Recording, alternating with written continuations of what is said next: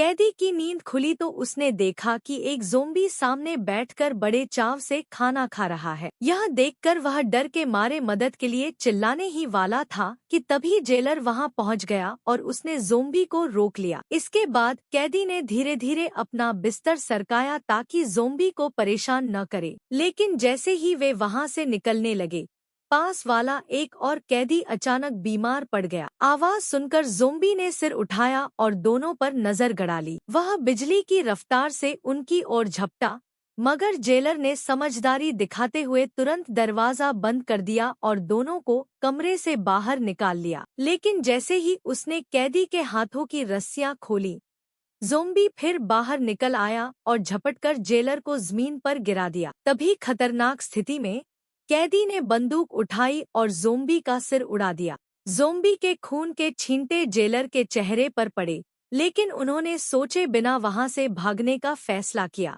दूसरी ओर अस्पताल के कमरे में बाकी कैदी भी अब बदलने लगे थे। नर्स को कुछ गड़बड़ लगी और वह भागने लगी, लेकिन ज्यादा दूर नहीं जा सकी और मारी गई। शोर सुनकर जेलर और बाकी लोग बाहर निकले। तभी दूर से एक इंसान लड़खड़ाता हुआ उनकी ओर आने लगा। उन्हें कुछ गड़बड़ लगी और जेलर ने गोली चलाई, पर वह आदमी अब ज़ोंबी बन चुका था।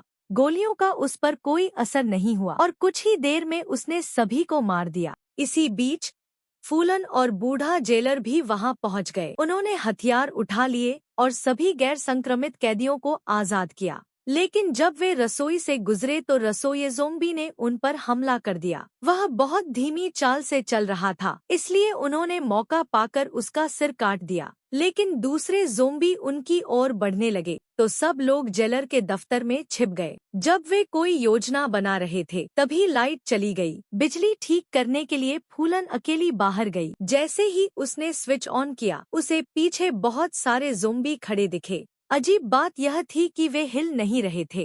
रोशनी के झिलमिलाते ही वे कभी कभी झटके लेने लगते थे। तब फूलन को समझ आया कि ज़ोंबी रोशनी से डरते हैं, तेज रोशनी में हिल नहीं सकते। वह तुरंत वापस गई और सबको बताया कि वे दिन निकलने तक रुक सकते हैं। लेकिन जेलर ने कहा कि वे एक टापू पर हैं और मदद आने में 5 दिन लगेंगे।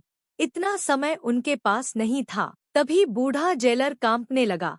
उसके शरीर पर ज़ोंबी का खून गिरा था और वह भी संक्रमित हो गया था। सबने बंदूक तान दी, लेकिन फूलन दुविधा में थी, क्योंकि बूढ़े ने उसकी जान बचाई थी। अंततः उसने आंसू भरी आंखों से उसे गोली मार दी ताकि बाकी लोग बच सकें। वे सभी पूरी रात छिपे रहे और सुबह का इंतजार किया। सुबह फूलन जेलर से मिलने गई ताकि मदद मंगवा सके, लेकिन उसने वहां एक वीडियो देखा जिसमें पता चला कि यह सब वायरस उसी जेलर की करतूत थी। उसने ज्यादा फंड पाने के लिए सेना से मिलकर कैदियों पर प्रयोग किए थे, जिससे यह संक्रमण फैला। अब उन्हें बाहर निकलने के लिए सिग्नल ठीक करना था, लेकिन संचार कक्ष में 5 ज़ोंबी मौजूद थे। तभी एक कैदी आगे आया और खुद को बलिदान कर दिया ताकि बाकी बच सके। उसके चिल्लाने की आवाजें दूर जाती रहीं और बाकी लोगों ने जल्दी से सिग्नल ठीक कर दिया। लेकिन जेलर ने सेना को बुलाकर टापू को उड़ा देने का आदेश दे दिया ताकि सारे सबूत मिट जाए। फिर उसने खुद को गोली मार ली। ज़ोंबी शोर सुनकर वहां पहुंच गए। तभी एक कैदी ने खुद को बलिदान कर सबका ध्यान हटाया और बाकी भाग निकले। भागते समय ज़ोंबी ने एक लड़की को पकड़ लिया तो उसके साथी ने उसे गोली मार दी ताकि वह ज़ोंबी न बने। अब केवल 3 लोग बचे थे, लेकिन जब वे बाहर निकलने ही वाले थे, लड़की खुद ज़ोंबी बन गई और उसने अपने साथी को काट लिया।